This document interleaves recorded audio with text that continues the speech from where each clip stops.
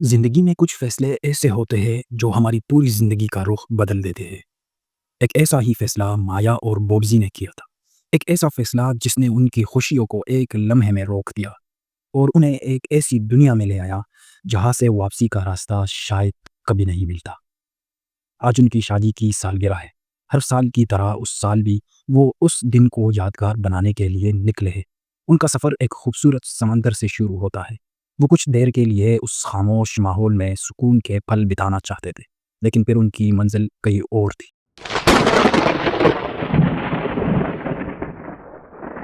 مایا اور بوبزی ایک چھوٹی سی کشتی میں بیٹھے ہوئے ہیں۔ مایا دور ایک جزیرے کی طرف اشارہ کر رہی ہے۔ مایا کی نظر اچانک دور ایک خوبصورت جزیرے پر پڑی۔ وہ ضد کرنے لگی کہ اسے وہاں جانا ہے۔ بوبزی کا دل نہیں چاہ رہا تھا، لیکن اپنی بیوی کی خوشی کے لیے وہ مان گیا۔ اس نے سوچا کہ چلو آج کچھ نیا دریافت کرتے ہیں، لیکن انہیں کیا پتا تھا کہ یہ فیصلہ ان کی زندگی کو ہمیشہ کے لیے بدل دے گا۔ وہ دونوں جزیرے پر اترتے ہیں۔ چاروں طرف خاموشی اور ویرانی چھائی ہوئی ہے۔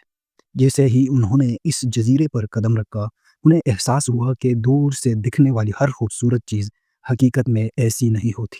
وہاں ویرانی، بنجر پن اور خوفناک سناٹے کے علاوہ کچھ نہیں تھا۔ لیکن مایا کا کہنا تھا کہ اب آئے ہیں تو اسے اچھے سے دیکھیں گے، ورنہ آنا بیکار ہو جائے گا۔ دونوں نے اس خاموش جزیرے کا چکر لگایا۔ انہیں کچھ پرانی زنگ لگی مشینیں نظر آئی۔ یہ دیکھ کر انہوں نے اندازہ لگایا کہ یہاں شاید کبھی کوئی تجارتی یا سائنسی کام ہوتا ہوگا، جس کے بعد لوگ اپنا سارا ملبہ وہی چھوڑ کر چلے گئے۔ اس ویرانی نے ان کے دلوں میں ایک عجیب سا خوف پیدا کر دیا۔ جزیرے کے سب سے اونچی جگہ پر جا کر انہوں نے کچھ تصویریں کھینچی۔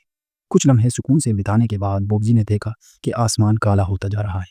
یہ کسی بڑے طوفان کی نشانی تھی۔ وہ فوراً وہاں سے نکلنے کا فیصلہ کرتے ہیں، کیونکہ اب وہاں رکنا خطرناک تھا۔ سمندر کی لہریں اونچی ہوئی اور طوفان شروع ہوا۔ جب انہوں نے اپنی چھوٹی کشتی کو پانی میں اتارا تو طوفان اپنی پوری شدت پر آ چکا تھا۔ انہیں احساس ہوا کہ اب پانی میں رہنا خودکشی کے برابر ہے۔ انہوں نے واپس جزیرے پر جانے کا فیصلہ کیا، جو اس وقت کے لیے سب سے بہتر تھا۔ انہوں نے رات اس ویران جزیرے پر ہی گزاری۔ ایک کونے میں چھوٹی سی جھونپڑی بنائی اور دھیمی سی آگ جلا کر سردی سے بچنے کی کوشش کی۔ لیکن آنے والی صبح ان کے لیے اور بھی مشکل تھی۔ جب صبح ہوئی اور انہوں نے سمندر کی طرف دیکھا تو ان کی کشتی کہیں نظر نہیں آئی۔ مایا کو شک ہوا کہ شاید بوبزی جلد بازی میں رسی ڈالنا بھول گیا ہو، لیکن بوبزی کو اپنی بات پر یقین تھا کہ اس نے رسی ڈالا تھا۔ انہیں لگا کہ شاید طوفان کی وجہ سے ان کی کشتی بہہ گئی ہوگی۔ انہوں نے اپنی چھوٹی کشتی پر سوار ہو کر اسے ڈھونڈنا شروع کیا، لیکن بہت دور جانے کے بعد بھی وہ انہیں نہیں ملی۔ بوبزی کو اب ماننا پڑا کہ اس سے غلطی ہو گئی تھی۔ ان کی چھوٹی کشتی کا ڈیزل بھی ختم ہونے لگا تھا۔ اب سمندر میں زیادہ دور جانے سے بہتر تھا کہ وہ اسی جزیرے پر کسی کی مدد کا انتظار کرے۔ وہ دونوں واپس جزیرے کی طرف بڑھ گئے۔ اب انہیں بھوک اور پیاس بھی لگنے لگی تھی، جو زندہ رہنے کی سب سے بڑی جنگ ہوتی ہے۔ وہ دونوں پہاڑ پر چڑھ کر مدد کے لیے کسی کو ڈھونڈتے ہیں۔ انہوں نے جزیرے کی سب سے اونچی پہاڑی پر جا کر امید سے آس پاس دیکھا، لیکن انہیں ویرانی کے علاوہ کچھ بھی نظر نہیں آیا۔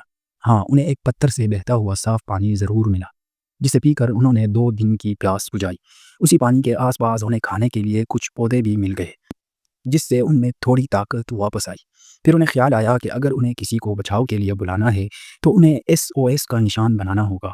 انہوں نے فوراً لکڑیوں سے یہ نشان بنایا، لیکن بغیر فون اور ریڈیو کے وہ صرف انتظار ہی کر سکتے تھے۔ 1 مہینے کا یا 1 سال کا یا پھر عمر بھر کا انتظار۔ انہوں نے ہمت نہیں ہاری۔ انہوں نے کھنڈرات سے کچھ کین نکالے اور ان میں پانی ذخیرہ کرنا شروع کر دیا۔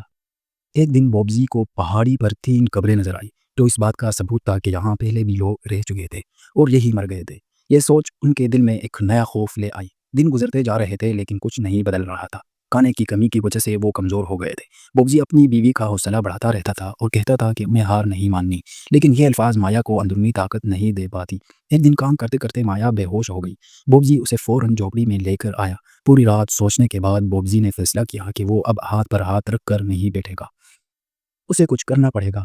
اس نے ایک نکیلا ہتھیار بنایا۔ صبح جب مایا کی طبیعت بہتر ہوئی تو وہ اس جزیرے کے دوسرے کنارے لے گیا، جہاں بہت سے شکار تھے۔ مایا تیار نہیں تھی، وہ کسی کو مار کر پیٹ نہیں بھرنا چاہتی تھی، لیکن بوبزی جانتا تھا کہ اگر اس نے یہ نہ کیا تو وہ زندہ نہیں رہ پائیں گے۔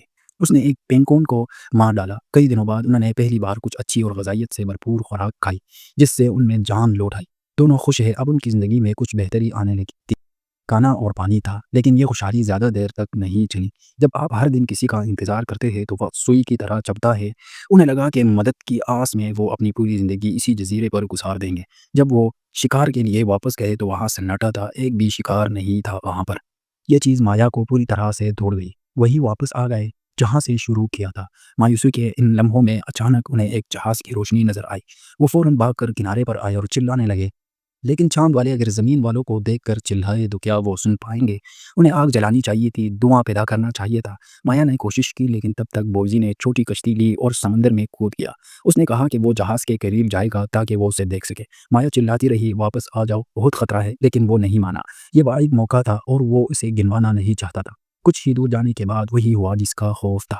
اس کی کشتی کا ڈیزل ختم ہو گیا، وہ جہاز کے قریب بھی نہیں پہنچ پایا اور اس کے سامنے ہی بچنے کی امید ختم ہو گئی۔ دور کھڑی مایا اپنے شوہر کا انتظار کر رہی تھی، لیکن وہ واپس نہیں آیا۔ وہ پوری طرح سے اکیلی تھی۔ واپس جھونپڑی میں جانے کے علاوہ اس کے پاس کوئی راستہ نہیں تھا۔ صبح ہوئی تو کسی نے دروازے پر دستک دی۔ مایا نے دیکھا وہاں بوبزی تھا، زخمی حالات میں۔ اس نے اسے گلے لگایا، اندر لے آئی۔ بوبزی نے بتایا کہ واپس آتے وقت ایک بڑی لہر نے اس کی کشتی کو الٹ دیا اور وہ ایک چٹان سے ٹکرا گیا۔ اس کا پیر بری طرح زخمی ہو گیا تھا۔ مایا نے چاقو گرم کر کے اس کی نسوں کو جوڑا۔ بوبزی کو اتنا خوفناک درد ہوا کہ وہ بے ہوش ہو گیا۔ اب مایا کو احساس ہوا کہ اب ساری ذمہ داری اس پر ہے۔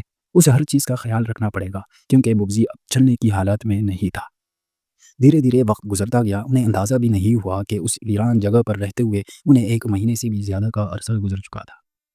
ایک دن جب مایا باہر کچھ سامان لینے گئی تو اس نے محسوس کیا کہ اب سردیاں آ رہی ہیں۔ دور سے پہاڑ جمنے لگے تھے، خطرہ بڑھ رہا تھا۔ اس نے اپنے شوہر سے کہا کہ انہیں یہ جگہ چھوڑ دینی چاہیے، لیکن بوبزی انکار کرتا رہا۔ وہ چلنے کی حالت میں نہیں تھا، لیکن مایا دل ہی دل میں جانتی تھی کہ انہیں کچھ کرنا پڑے گا، ورنہ وہ ٹھنڈ سے مر جائیں گے۔ مایا اکیلی نکل پڑتی ہے۔ بوبزی شروع سے ہی مشکل فیصلے لینے سے گھبراتا تھا، اسی لیے وہ اس دن جہاز تک بھی نہیں پہنچ پایا تھا۔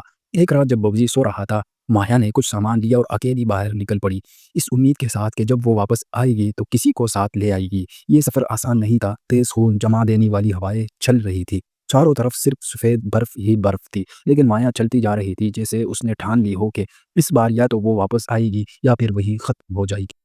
اس نے راتوں کو اسی برف پر سونا شروع کر دیا۔ 3 دن کے مشکل سفر کے بعد اسے دور ایک لال رنگ کی عمارت نظر آئی جو ایک ریسرچ سینٹر تھا۔